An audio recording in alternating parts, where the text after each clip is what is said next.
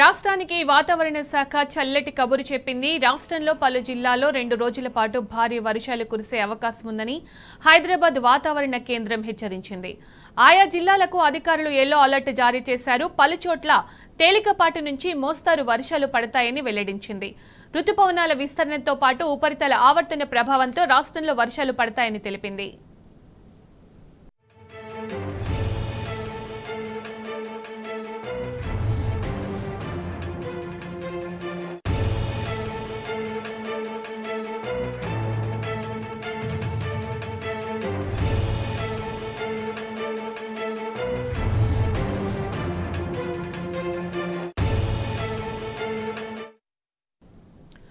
పశ్చిమ వాయువ్య బంగాళాఖాతం పరిసరాల్లో ఉపరితల ఆవర్తనం కొనసాగుతోంది. సముద్ర మట్టానికి 3.1 కిలోమీటర్ల ఎత్తులో ఆవర్తనం కొనసాగుతోంది.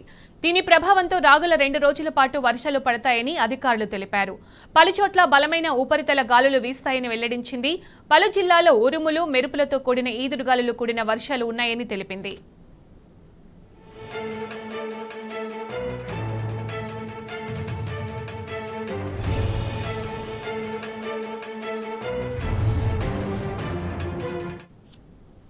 ఇవాళ ఆసిఫాబాద్, మంచిర్యాల, భూపాలపల్లి, ములుగు, భద్రాద్రి, ఖమ్మం, వరంగల్, హనుమకొండ, జనగామ, సిద్దిపేట, మేడ్చల్, కామారెడ్డి, మెదక్ జిల్లాలో భారీ వర్షాలు పడే అవకాశం ఉంది. రేపు వనపర్తి, మహబూబ్ నగర్, సంగారెడ్డి, వికారాబాద్, రంగారెడ్డి, భద్రాద్రి కొత్తగూడెం, ములుగు, భూపాలపల్లి, కరీంనగర్, సిరిసిల్ల, నిర్మల్, ఆదిలాబాద్, మంచిర్యాల జిల్లాలో వర్షాలు పడే అవకాశం ఉంది.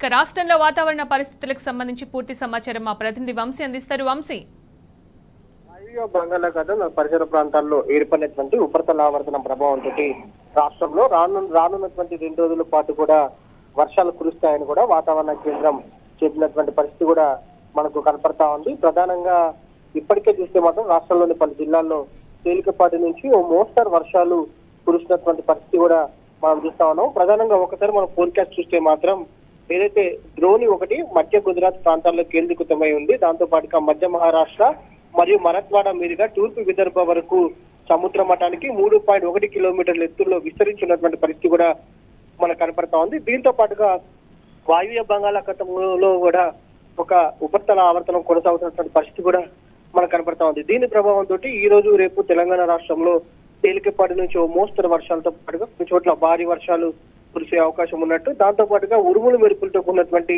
వర్షాలు కూడా పడే అవకాశం ఉన్నట్టు కూడా వాతావరణ కేంద్రం చెప్పినటువంటి పరిస్థితి కూడా మనకు కనపడతా ఉంది. ఇప్పటికే అటు రాష్ట్రంలోని పలు జిల్లాలకు యెల్లో అలర్ట్ ని జారీ చేసినటువంటి పరిస్థితి కూడా మనం చూస్తా ఉన్నాము.